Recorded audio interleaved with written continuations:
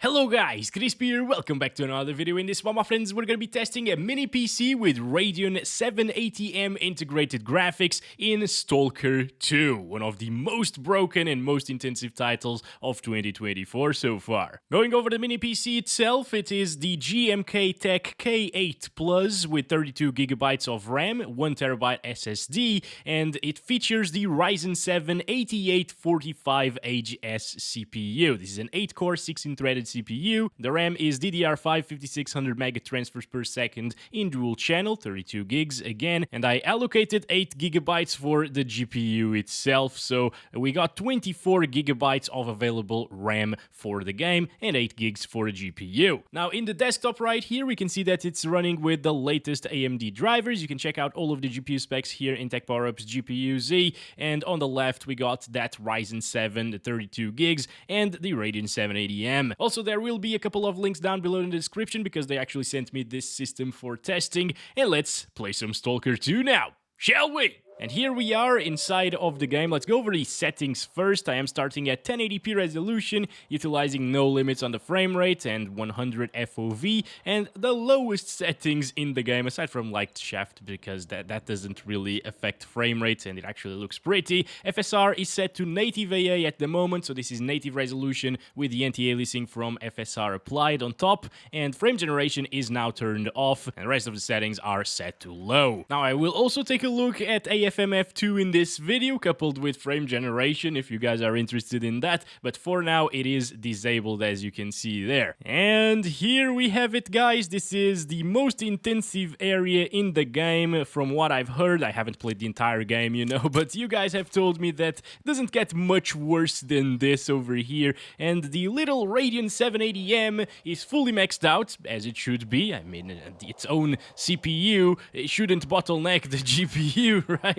But it happens sometimes in some particular titles. This ain't gonna be one of them, at least here at 1080p resolution. But anyway, this is a pretty terrible experience, right? It's below 20 frames per second most of the time here. If you get out of this settlement area, it's still a pretty terrible, unplayable mess. But that's to be expected, I guess. The Radeon 780M is a little bit slower than stuff like the RX 580 and GTX 1060, which are the minimum requirements GPU for this game, but those GPUs also are only around like 5 or 7 FPS higher than this one. Actually, maybe not even that, maybe 4 to 5 frames per second higher. Yeah, the game is quite a big mess, as I'm sure you already know, right? It should be called Stutter to Lag of Chernobyl, right? But let's play it with some FSR Quality now. This is rendering the game at 66% resolution scale, which is basically 720p and being upscaled to 1080p.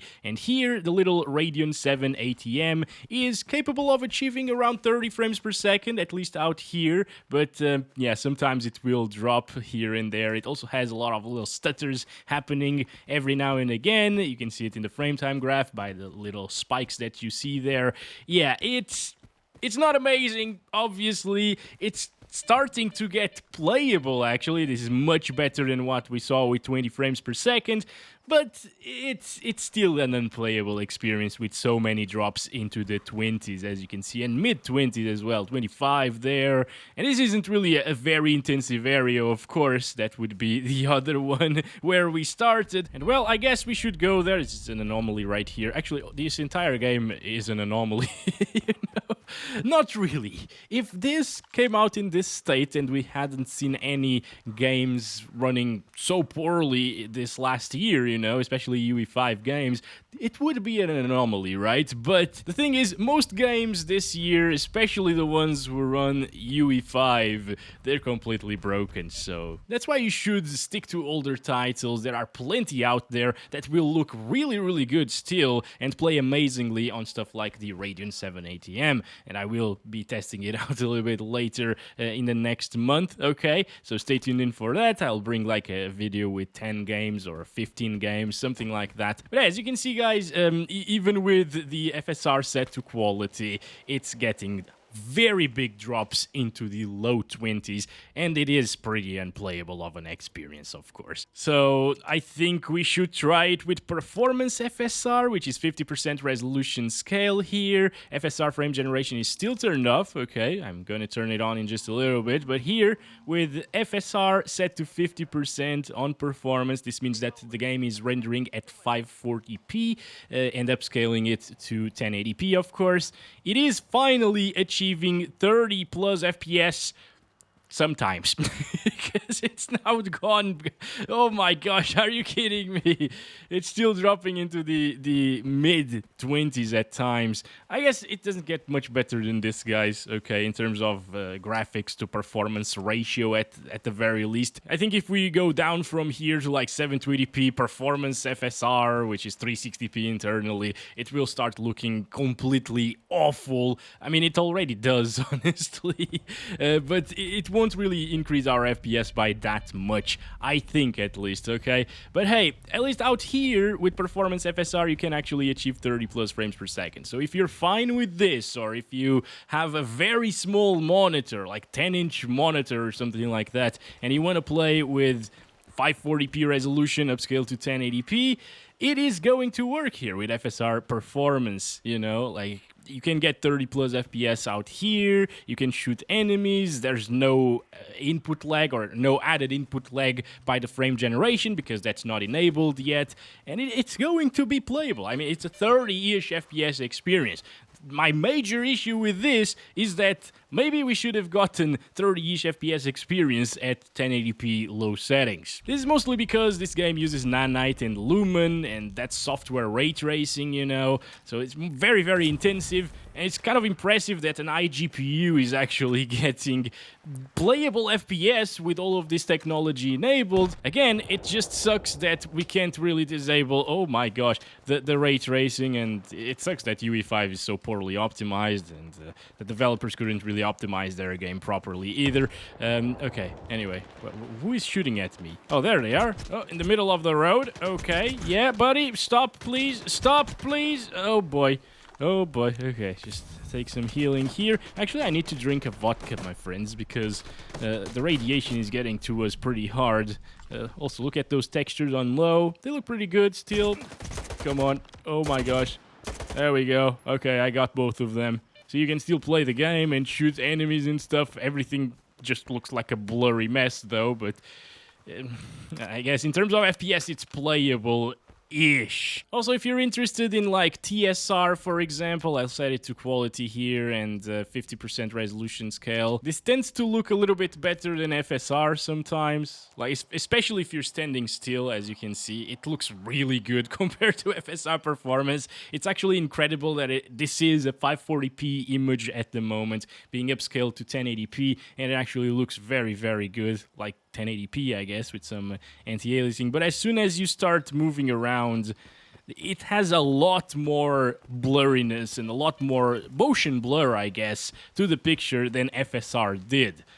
I don't know what looks better, guys, honestly. It's a choice between having tons of motion blur and ghosting, you know, like you're running on a super low-end $5 monitor, something like that, with a ton of motion blur and ghosting, or choosing the other end of the spectrum and having no major motion blur, but a super pixelated picture with FSR. In terms of performance, you can see it's pretty much the same thing, right? It still drops into the 20s around here. FSR also does that on performance. Yeah, we've seen it already, right? Maybe this drops a little bit more than FSR did, or maybe it's just because we were entering the settlement area from there, and that usually starts struggling a lot and stuttering a lot and stuff. Anyway, let's try XeSS. Why not, since we're trying other upscalers as well. On balanced, it means that it runs 50% resolution scale, so it's the same thing as the other ones on performance, you know? And I mean, it's the same thing again. If you stand still, it looks pretty good, but everything that's moving has really big issues. Like, with the other upscalers, the image wasn't actually flickering like this. You can see, like, ugh. It looks pretty terrible. And that's something that I've seen with other videos as well, guys. With XeSS, things tend to flicker a bit, like the shadows or something, especially while you're moving. Obviously, this is very low resolution scale, 50% and 1080p resolution, so no matter what upscaler you use, it's always going to look like crap. So let's go back to FSR Performance, just for like a quick comparison here. Yeah, once again, it might actually be a little bit less intensive than XeSS here when you use FSR. But things are super pixelated, and they're also a little bit blurry. At least you don't have all of that ghosting, though, from the other upscalers and motion blur. But it looks more pixelated because of it as well. Anyway, there are no good options, and you shouldn't really buy this game with Radeon 780M, okay? It's still very impressive what an iGPU can do in such a broken title like this. Anyway, I think we should go back to, like, quality FSR over here, okay? Because that gave us around 30 FPS out in the open areas like this. Right? Yeah, it's getting 30s around here. And on top of this, I will enable frame generation. So this is FSR Quality plus FG, and it puts us in the 50s, as you can see. So you might look at this and think this is pretty decent for an iGPU, and you know, it isn't terrible, but the input lag is absolutely atrocious.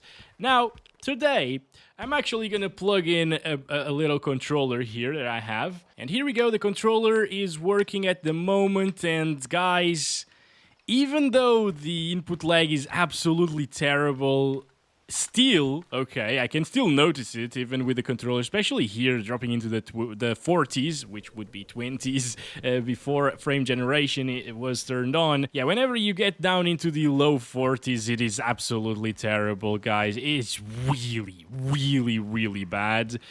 But with 50 plus, whereas with mouse and keyboard, the input lag was absolutely unbearable and very unplayable in my opinion, I think I would be able to play like this. I'm actually impressed because I didn't think this would be so much better than mouse and keyboard, you know, seeing that the baseline FPS were pretty terrible right now and you need a baseline of 60 FPS for the input lag to be almost unnoticeable, although you can still notice it very much, okay? But yeah, it's definitely better than what I was expecting. It's basically doubling our FPS right now. And the input lag is still very noticeable with the controller, but it's not as bad as mouse and keyboard again. But still, guys, I would not recommend this experience. Okay, maybe at 720p with some frame generation it might work a little bit better, but this right here is not good, okay? I'm not saying you should buy the game and play like this with a controller. I'm just saying it feels a little bit better than with the mouse and keyboard, but it still sucks. Anyway, let's go over here and try it with performance FSR plus frame generation. That should be a little bit better, right? Yeah, okay, 50s, although the visuals now take a huge hit, because FG on top of FSR upscaling does make the picture quality a little bit worse, a little bit more soft, you know, than it was before with just performance FSR, and this is just way too soft for me. Although, right now, we're not seeing the FPS dropping into the 40s, so that means that with the controller it might be somewhat decent. Although, once again, you really, really need to play this game with a very small monitor if you want the visuals to be somewhat workable with, because right now on my PC monitor it just sucks completely. It's really, really soft. It's really pixelated at the same time. Yeah, I mean, again, it's pretty terrible, but it is a lot more doable than with mouse and keyboard in terms of the input lag. Now let's try and enable AFMF2. This is AMD's driver level frame generation. I'm gonna leave these on auto because this is an iGPU, you know, I'm not after the best quality, I'm just after the best stability and the best performance. And now look at the FPS on the top right corner of the screen, because that's the FPS with AFMF2 on top of frame generation. I'm with the controller at the moment, okay, and you know what? Input lag it feels kind of like quality FSR with frame generation, you know? Yeah, that's what it feels like in terms of input lag. Obviously, things will look a lot smoother. Oh my god, okay, this is pretty terrible. Things will look a lot smoother on a high refresh rate panel, you know, it's getting 100 FPS, or it's showing 100 FPS to your display at the moment, but yeah, the input lag is absolutely atrocious. It's actually utilizing 2 times frame generation, and yeah, 1 times frame generation already added a lot of input lag, let alone 2 times frame generation. I'm gonna switch to mouse and keyboard right now. Yeah, I can't do this. The input lag is way too high. Oh my god! And now, of course, with the stutters here joining the settlement area or arriving at it, it just drops even further. FPS say that they are at like 60 or 80 sometimes. They're fluctuating quite a bit. But if I do this, it doesn't look like it is getting 80 FPS or even 40 FPS. It looks like it's breaking itself, although the counter on the Radeon overlay still says that it is at 80 and 90 frames. Yeah, I've seen a couple of people actually playing like this and saying that they are playing like this and not experiencing a lot of input lag. Maybe they're playing with a controller and they are definitely playing with higher FPS as a baseline, you know, because this is not happening. Nobody should play like this. Also, guys, I'm impressed about the thermals on this mini PC. I gotta mention this. Okay, if you're here to see the thermal performance of this, it's using 65 watts on the CPU and GPU together. Okay, there's a separate power meter for the Radeon GPU and the Ryzen CPU there on the on-screen display, but they're actually the same thing. It's using 65 watts as a whole unit, and it's keeping pretty low temperatures as well and pretty low noise levels. It's not bad. Anyway, I'm gonna disable AFMF2. By the way, if you want to play with the AFMF2 instead of the frame generation from FSR inside of the game, don't, because I've tried it with the Radeon 7900 XTX and it doesn't work properly, okay? There's a lot more ghosting than the FSR FG in this game, a lot more motion blur, and it doesn't smooth the picture out as much as FSR FG does. So there's no point in utilizing that instead of FSR FG. Anyway, let's stop it there, go back to native AA, no frame generation, and I'm gonna drop it to 720p resolution. Okay, I just restarted the game completely now for 720p resolution, lowest settings, FSR native AA, just to reset like the memories and stuff like that, the usages there. By the way, I still got the Radeon anti-lag enabled in the AMD settings, and maybe that's gonna work pretty well with frame generation when we enable it here at 720p resolution to reduce that input lag. But anyway, as you can see here at 720p native resolution, it's getting around 25 to 30 frames per second in the settlement area. Pretty bad of an experience. It's super pixelated as well at this resolution, although that could probably be because of the sharpness level over here. Maybe if I set it to like 20%, which is the default, by the way, it should look a little bit better. I mean, again, do you prefer sharper things or softer things? There's no in between. It will either look super soft or look super pixelated, so there's that. Although out of the settlement area, it actually is getting 30 plus FPS fairly consistently, right? It's not dropping into the 20s anymore, it's getting mid-30s at times. Obviously, if someone starts shooting at you and starts ambushing you and stuff, it might drop a little and maybe put it into the 20s. Actually, it's already dropping into the 20s sometimes. It's not amazing, but I mean, it could be worse, right? Oh, yeah, god damn it. It's a little bit better, I guess, than quality FSR at 1080p resolution, and it also looks a little bit worse, actually, at the same time. But if you have a smaller monitor, again, especially a 720p monitor, it will look native to you, so it's gonna be fine, right? Anyway, around here, if you get into the settlement area from outside, again, it drops into the low 20s. There's nothing you can do about those slowdowns, but then it goes back up into the mid 20s, which is pretty bad, of course. Let's try frame generation on top of native resolution first, because I don't really want to play with quality FSR and 720p resolution, you know, that will be a super low internal resolution. Nothing that we haven't tried today, because performance FSR at 1080p was also super low of a resolution. But yeah, here we are getting 40s and 50s with FG.